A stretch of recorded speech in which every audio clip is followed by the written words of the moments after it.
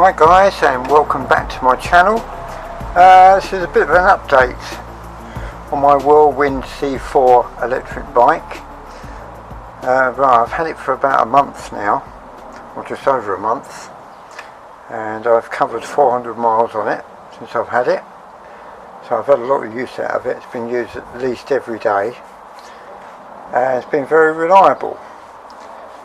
But there are a couple of things that I want to tell you about it. Being a second-hand bike, I bought it second-hand for $399, and came in excellent condition.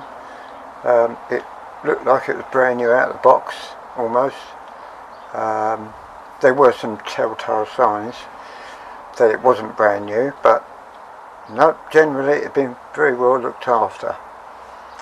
But one of the things I did find, after a short period of time, the rear brake failed, and it was a spectacular failure, I've got to tell you. And it's something you've got to be wary of. I was going down the road. Fortunately, I always tend to use front and back brake, which is just as well I did. Because I pulled the back brake on and nothing happened.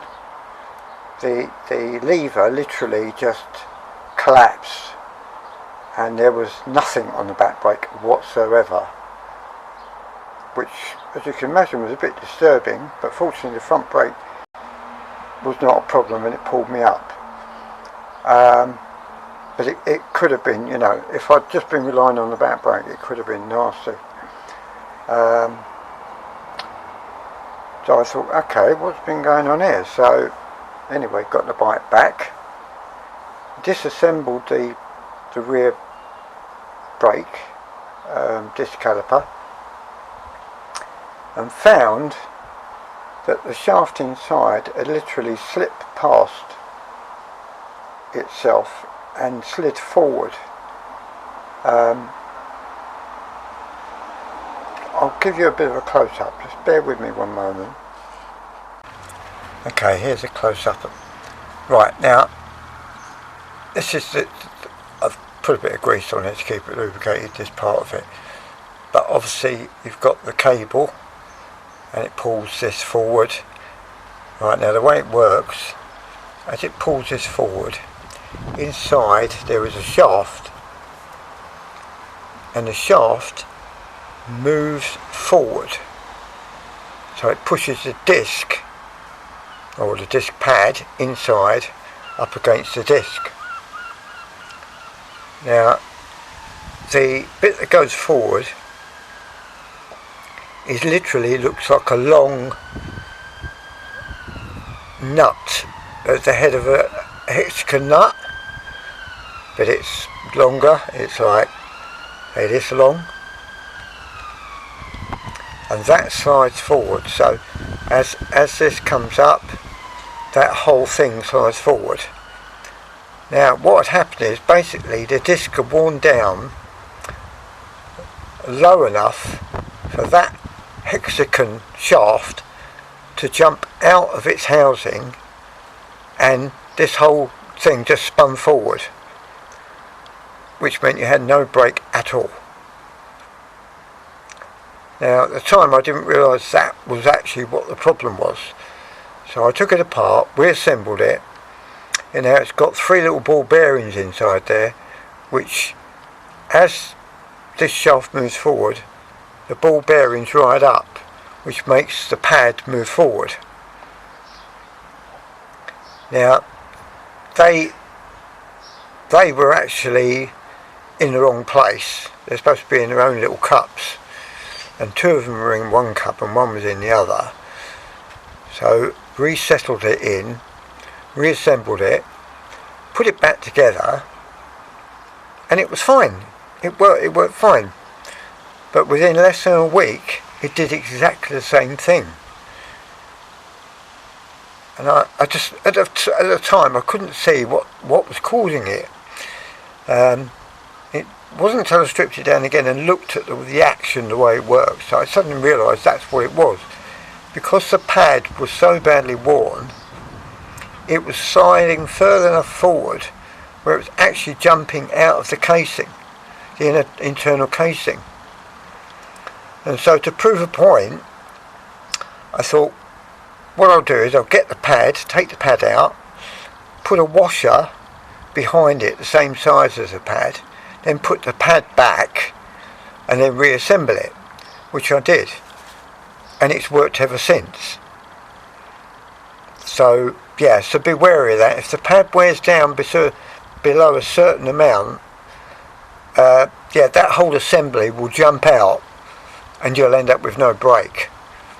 As I say, fortunately the front brake worked fine, so I was able to pull up.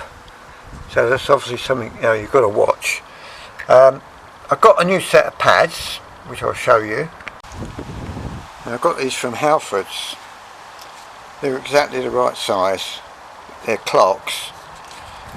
You get 2 pads in a pack. There they are.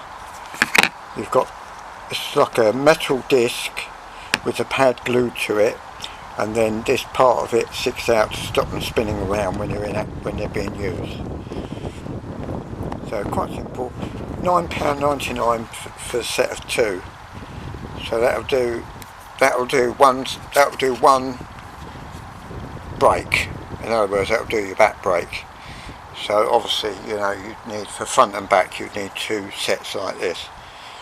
Okay, so it's, you know, it's just, I don't know, about 20 quid to do your full brakes.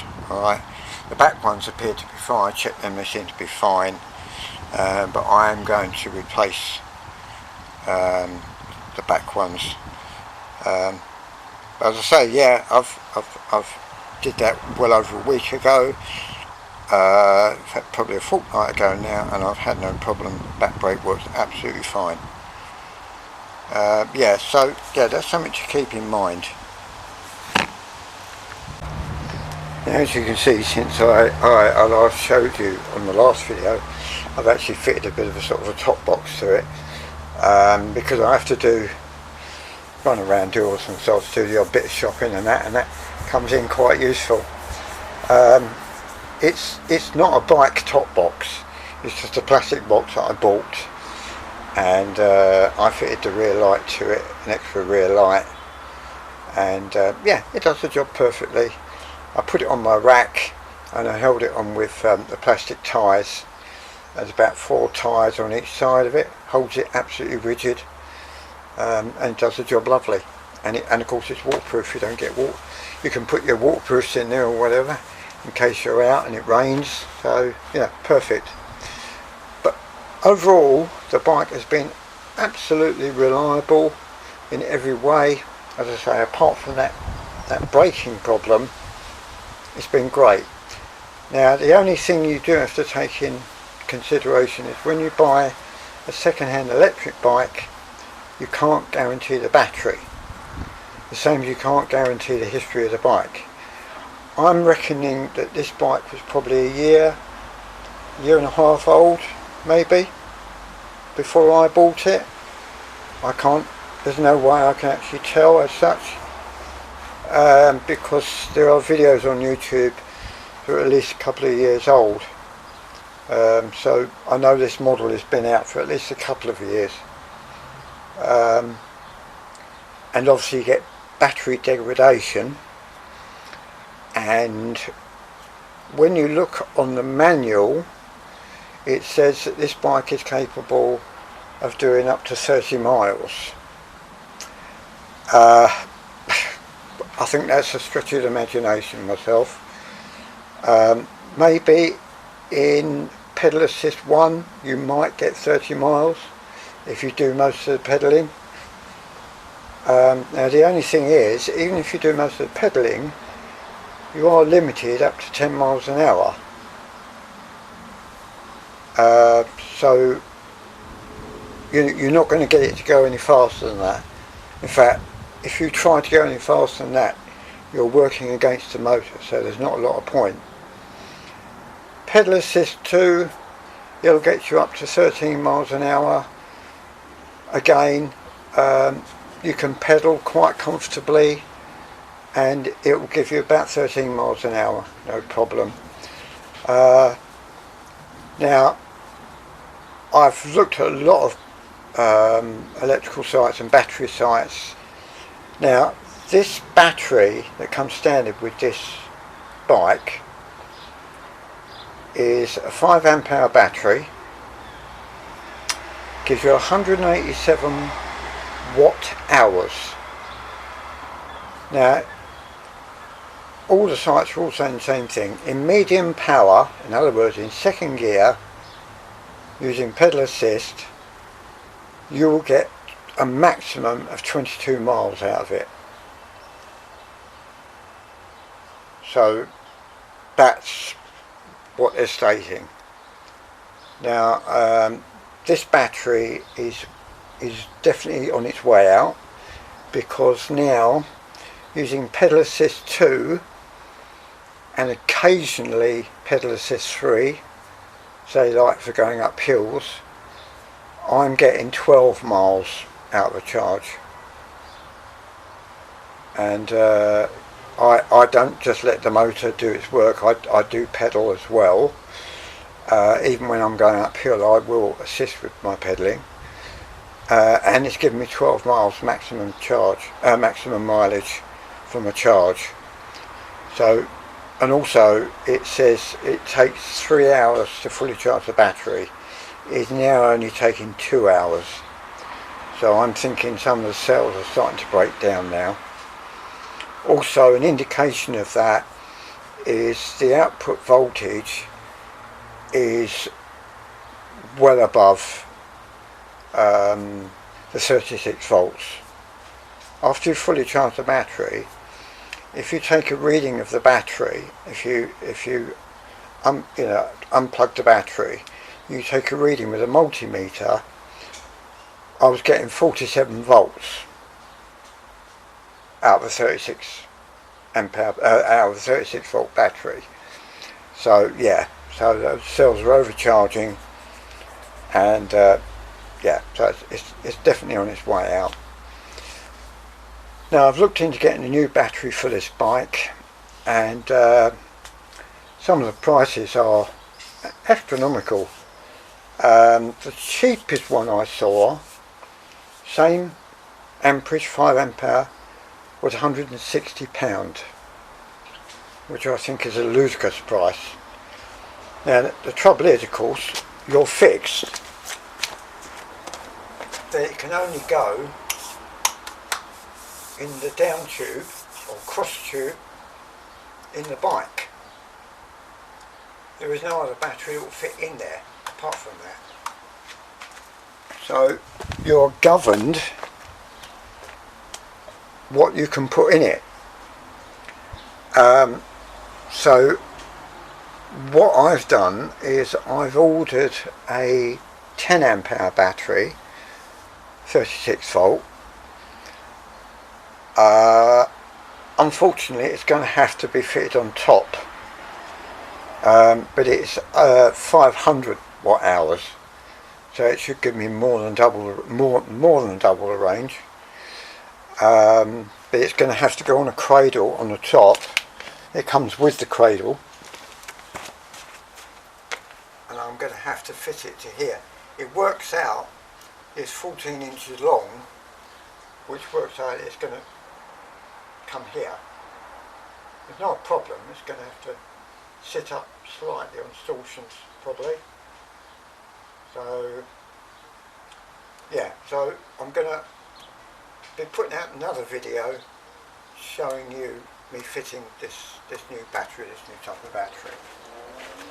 I know it's going to spoil the looks of it slightly, but it's a practical bike. I'm using it for practical things, and as I say, it's an excellent bike, but the only downside of it is its battery range is limited.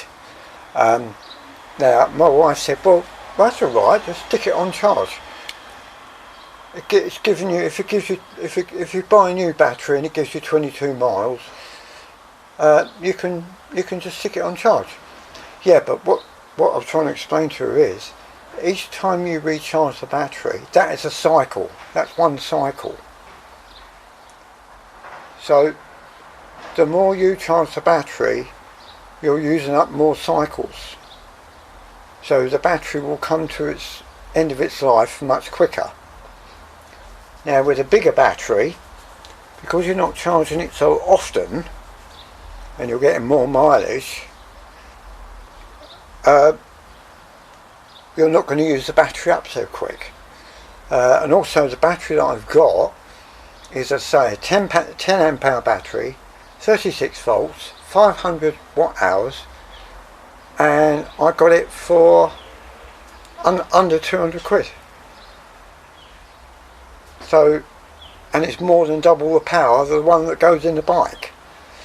I know I've got the inconvenience of having to actually fit it to the bike, but to me it's a practical machine. I'm using it for practical riding as well as pleasure riding, and that's more important as far as I'm concerned, you know.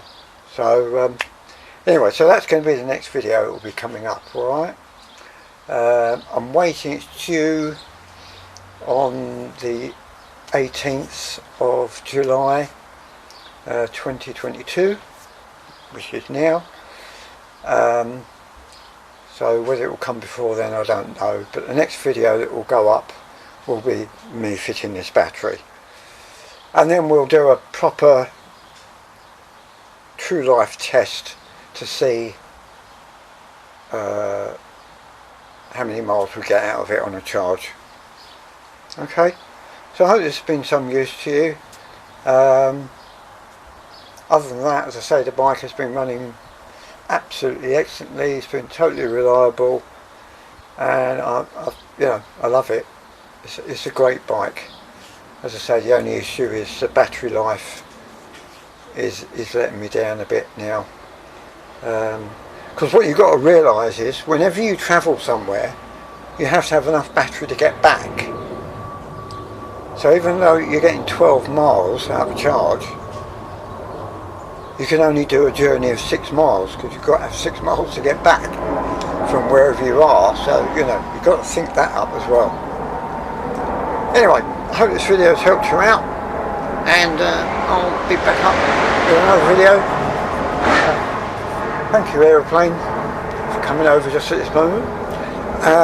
Don't forget to subscribe to my channel, and don't forget to click that notification bell so that you know when my next video comes up. Anyway, goodbye for now. Take care. Bye.